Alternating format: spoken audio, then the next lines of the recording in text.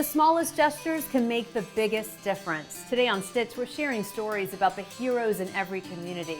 Firefighters and nurses, veterans and teachers, neighbors and families, all changing lives. I'm Aixa Diaz. Come with us across the country to see what stitches us together. Let's start in Cincinnati. City LWT's Karen Johnson shows us how a stolen bicycle brought a community together. Randy Bowling, feeling the love and wanting to spread it. He was feeling a little down and worried he'd have to start walking to and from work, which is nearly 4 miles each way. It's made my life harder. He is the thief who stole Bowling's bicycle after he briefly stopped at a convenience store after work. Today, Randy! this is Lou. Lou, it's great to meet you. Lou Rubenstein gifted Bowling a new bike and a lock. Rubenstein is a local attorney who has fought for people with disabilities. I've got a couple clients who have had traumatic brain injuries, and I've been trying to fight the good fight to help them. As Bowling tested out his new set of wheels, he expressed appreciation for many of our other viewers who have also showed they care, including the Taylor Girls of Loveland. This is for Mr. Randy from the Girls of Loveland. No surprise, Randy immediately thought about thanking them. After seeing what was inside, I'm gonna have a whole bunch of friends. No, this is for you. he joked and was all smiles. Oh, thank you for caring about me. Man, it's hard out here, but people like you make it easier for people like me. Thank you. One Cincinnati area school custodian made a big difference simply by being in the right place at the right time. Here in the cafeteria at Amanda Elementary School, there is a first aid for food choking sign right on the wall. But Miss Kim, the lead custodian here, didn't even need to refer to this when she saved a 5th grader's life. I was in the right spot at the right time. Whether brightening kids' spirits or making them laugh, Kim Deaton is always in the right place for these children. These kids might be somebody else's kids, but for 8 hours a day, they're mine. And it's my job to protect them. Miss Kim saved a life with help from 11-year-old Obriana Moon. The 5th grader was sitting at the lunch table with her classmate. He took a bite of his cheese stick and his face started turning red because he wasn't answering my questions. He started shaking a lot, and when I saw him shaking, I knew there was a problem. Obriana stayed calm because I knew that Cole was going to be okay because he's very brave. He's a very brave kid. at the same time she yelled for Miss Kim. I take off running and I go over, and by the time I get there, he's very, very red and he can't move any air at that point. Like there was nothing coming. So I said, I love you and I'm sorry, but I'm about to hurt you because you can't talk back to me. And I picked him up and I gave him the Heimlich maneuver. After a couple of thrusts, we got one piece out. Cole still couldn't talk. So I did it again a couple more times and we got all of it out, and he's here today. Students and staff at Amanda Elementary thanked their heroine. One boy even gave her a Valentine that said, "You're magical." The outpouring of love has been so overwhelming. I cry a lot, but I'm thankful. I'm thankful to be in the right place at the right time. Those students are lucky to have Miss Kim. And Ohio is also lucky to have parents and grandparents stepping up to help school districts. Check this out.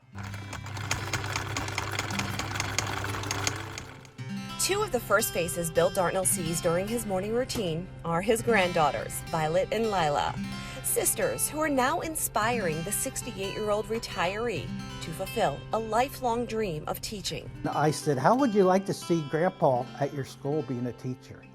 And her face just beamed. I mean, oh, Grandpa, that would be so great. Dartnell heard about the need for substitute teachers and is now in the process of becoming one. I really, really want to give it a try and see if I can make a difference and maybe more people become substitutes. Even though many wish the pay could be higher in any district, That doesn't deter me. I'm not doing it for the money. He's doing it because he wants to do his part to prevent children from having to return to remote learning. Working mother of 4, Tara Stroud. Always wanted to be a teacher. And then my husband and I started a family, and my kind of career took a different path. Since her marketing job allows her to have flexible hours and work from home, she too wanted to help her district. You know, give the teachers a break too. Since you no longer need a bachelor's degree in Ohio to be a sub, that allowed Stroud to apply. If there's one kid that smiles one day because I'm there, or feels a connection at some point, or enjoys school, that's really what it's about for me. Making a difference and inspiring those who inspired them. Coming up next, giving back one home-cooked meal at a time. Frontline workers do so much for us, but who looks out for them? One couple in Kentucky has gone above and beyond to say thank you. Manoj Kunwari from WLKY in Louisville has their story. 2 nights a week, Ramona and William Mattingly's neighbors can hear the sounds of pots and pans. The couple is preparing for a feast, but it's not for them. We cook supper for the hospital emergency rooms because they're on the front line, they're heroes. It's an idea that began after Ramona's favorite doctor passed away due to complications with COVID-19. The two saw firsthand how hard healthcare workers battled to help him beat it, and they did not want their efforts to go unnoticed. A lot of times they don't have time to go restaurant or cook something and bring it in. It just helps them out a lot. Peach cobbler, eggs, and sausage are just a few of the many items the two cook. And it takes hours to prepare, but they want nothing in return. They appreciate it. They come out of the hospital a lot and thank me. What we got today? I enjoy doing it. And I just, the way it is, you know. I'm helping somebody else. I hope somebody else will help somebody else. You know, passing the buck along. Paying for all the ingredients has come at a high cost, but they say they aren't looking for any handouts. They just hope that others join in. I hope other people catch on and maybe they can do it too. Everybody appreciates it, they really do. Because most people don't take the time up to say it, I'm glad you did this for me. And they are actually putting their lives on the line. And that same spirit drives Operation Victory, a coalition of unions and businesses dedicated to serving veterans who served for all of us. This home on Bank Street in the Portland neighborhood was abandoned and run down a year ago. Now it's being made into a shelter for someone who doesn't have any. A veteran who became homeless after losing his job during the height of the COVID-19 pandemic. Drilling in the finishing touches on a home for a hero. This is something that unions have a lot of experience with, working together for a greater goal to help our most vulnerable and most needy that have served our country in high distinction and high honor. The United Auto Workers Local 862 became the latest union group to place their stamp on a project that's been going on for nearly 9 months. It's a project giving one local veteran the gift of security. Here's a veteran that has went through issues. It's about PTSD, post-traumatic stress growth. It's what you do to help others. Our UAW RAMP team's done so many veteran initiatives, so it's really awesome just to see the continuance of our mission and purpose. The group spent the day installing a parking pad, storage shelter, new doors, and more. After they're finished, a new union group will come in for the next stage of the project. The union building trades come in and redo the plumbing, redo the electrical, redo the studs, and redo the walls. The appliances will be donated by General Electric. The furniture will be donated by Kentucky Habitat for Humanity. Several different groups all coming together to make sure a local veteran can fall asleep with a roof over his head, knowing his community is thankful for his service. It's just humbling to see what the great things that they can do when we come together. The heroes who serve our country abroad also serve back here at home, like this Army sergeant who welcomed refugees from Afghanistan. Here we have people who don't have, who came with nothing. After these images surfaced, men, women, and children fleeing Afghanistan after Taliban militants retook the country's capital city. Those who escaped to America are being helped by soldiers like Army Reserve Sergeant Tyler Lawrence, a Louisville man who's currently stationed at Fort McCoy in Wisconsin. We ensure that everyone's medically fit, that their needs are being met, and that everyone is happy and healthy. Lawrence says in addition to medical care, the soldiers are tasked with teaching them English and giving them job training, a job he says makes them feel like heroes. It makes me extremely happy to be here and to be contributing to this mission. But it's a job that comes with a sacrifice. In the end, I look at it as what I'm doing here is giving our guests here a chance to have a bright and great future. It is a easy sacrifice to make when I look at the long run about the rewards for them and for this country. And until the mission is complete, he knows there's work to be done. When we come back, meet the cashier putting smiles on customers' faces by using her voice. Healthcare workers have shown true heroism during the pandemic. One North Carolina nurse uprooted his life to go where he was needed most. I mean, this is what we do for each other. Alan Grizzard is a nurse from Greensboro and says his calling is to help people. When the pandemic began in early 2020, New York City hospitals were overflowing with patients. Grizzard says he would see more than 100 cases a day. We lost a 25-year-old today who was pregnant to COVID-19. 25. Wow. Healthy, pregnant, decreased immune system. It's cruel. At the time, New York was the epicenter of the outbreak in the U.S. Hundreds of frontline workers like Grizzard came from all across the country to help, leaving behind their families and loved ones to help someone else's. Yeah, and I'm getting called a hero and Superman and everything, but this is just what I do. I'm in my element up here. It's what we do for people. It's what we do for each other. I'm not a hero. I'm just a nurse, trying to do what it is that makes me happy. I'm happy when I see other people happy. If I make somebody smile, I sleep really, really well at night. Receiving follow-up care after a cancer diagnosis is crucial, but not everyone has the resources to do that. WXI's Colette Stein shows us how One North Carolina Foundation is making a difference. Despite the rising number of underinsured and uninsured breast cancer patients, the Pretty in Pink Foundation has continued to save lives and accept every eligible application for financial assistance. The Pretty in Pink Foundation was founded by a North Carolina surgeon about 15 years ago. Dr. Lisa Tolnich realized that some patients were not completing their treatment after surgery, which in some cases can result in death. The COVID virus came job losses. With the job losses was a loss of income and thus a loss of insurance.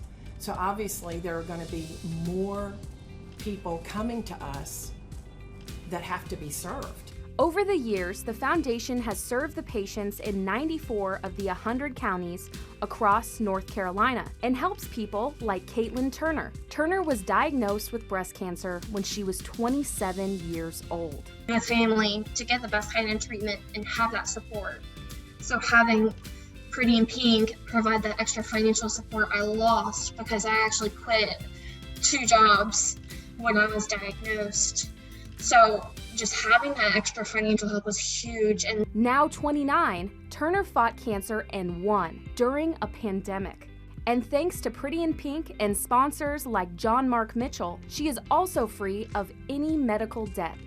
We have, in the past couple of years, actually had cancer in our family. And so I understand firsthand just how important it is to have that support.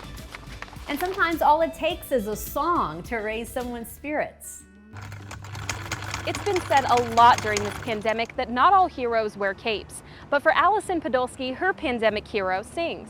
I was having a rough day, like a lot of people during pandemic for all different reasons, and she looked in my eyes and started singing a song. We've come this far by faith. and I felt lifted. Meet Cheryl Wadkins, the woman Allison Podolsky calls her pandemic hero. I was singing to keep me uplifted, and then I said, well, I could hear songs popping in my head when people would come up, and I said, oh, well, this must be for them. So I just started singing them. Watkins has worked at the Walmart on Battleground Avenue in Greensboro for 2 years. She says she started singing to customers to lift their spirits during challenging times. I just want people to be happy and, just be enlightened, be encouraged, know that, this too shall pass is just something that we're going through. We're going to get through it. She is my essential worker hero to this day because people still hurt. And when I asked Watkins how she remains so positive, this is the day that the Lord has made. Let us rejoice and be glad in it. And reach out and touch somebody's hand. Make this world a better place if you can. Music makes the world a better place. Coming up, making a little boy's dream come true on the soccer field. Welcome back. Let's go to New Hampshire. Mike Cronin from WMUR has the story of 3 neighbors who didn't hesitate to risk their own safety to help strangers.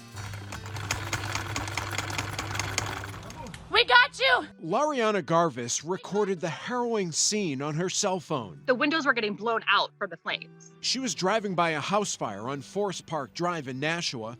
Garvis flagged down another driver, saying that person and a neighbor kicked in the front door. Moments later, rushing out, carrying a 97-year-old woman. We got you! Huh? We got you! Across the street! Across the street! Get her across Is anybody the else street. in the house? No. She was still in her little living room chair, her little velour chair. She was just sitting in there. She did have some burns. Out of the house along with her dog, it seemed everyone was safe. But then... Is he okay? The neighbor who helped rescue that woman then collapsed. No. Roll him on his side. Roll him on his side. Firefighters say he went into cardiac arrest. I realized my phone was still in my hand, so I just kind of tossed my phone and just instantly started compressions. I didn't stop. I kept talking to him. I said, listen, man, I said, you just saved her. You're not dying. Garvis continued CPR right up until EMTs took the man away by ambulance.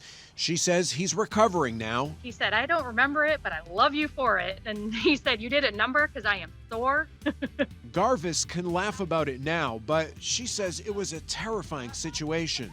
She and the others were in the right place at the right time. Everyone can be a hero every single day. You never really know what's going to happen to you. I was just, driving home, and I just happened to see it. And staying in New Hampshire, Scott Cook shows us how one retiring firefighter is getting the recognition he deserves. For the last 40 years, Lieutenant Jeff McDowell has been keeping Manchester safe. Yes, sir. That's it. The end of the run. McDowell started with the department back in 1981.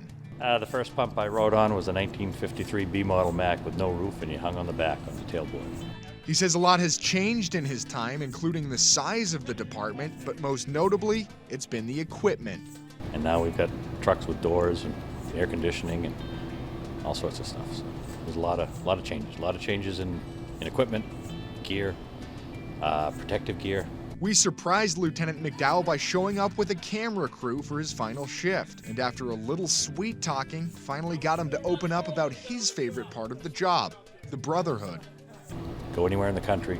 As soon as they find out you're a fireman, you're welcome at the table, and that's something you don't get in every job in the world. These really are his true best friends. Lieutenant McDowell says he'll miss his crew and the camaraderie, and after 40 years, the city of Manchester will miss his service. People's hero. And he's mine too. His best advice for young cadets looking to make this a career? Use the gear, use the protection, take care of each other. Don't get to a point where you think you're better than anybody else. Always be humble, and it's the best job in the world. Finally, a New Hampshire community is mourning the loss of a little boy who loved soccer. Before his passing, Make-A-Wish made Liam's dreams of donning a jersey and cleats come true.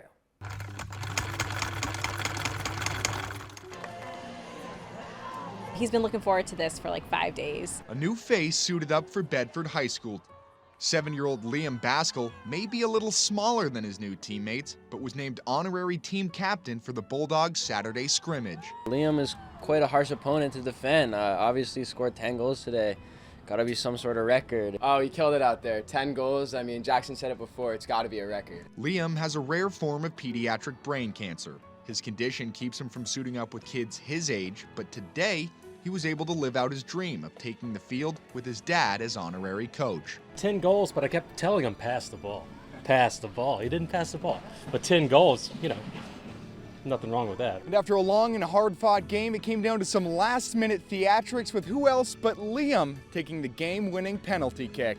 And for Liam to score 10 goals and score the winner in the last seconds of the game with 1,000 people watching, it was just like an amazing experience. I'm just so happy that we could be part of making a wish. With some help from Make-A-Wish New Hampshire, Liam signed his honorary letter of intent to play for St. Anselm College. Over 1,000 people packed the stands to watch number 7 show off his skills. Unfortunately, because of his illness, playing traditional soccer is really not in the cards for him. So they definitely listened and made it a reality for him to have a special day where he could actually play, not just be a spectator. I couldn't be more proud of him, that's for sure. I'm glad he was able to play soccer the way he wanted to, and he's put in tons of practice over the years, and I'm just extremely, extremely proud to be his father. Heroes of all ages and walks of life, making a difference in their communities. We hope you enjoyed these stories from across the country. From all of us at Stitch, I'm Aixa Diaz. Thanks for watching. See you next time.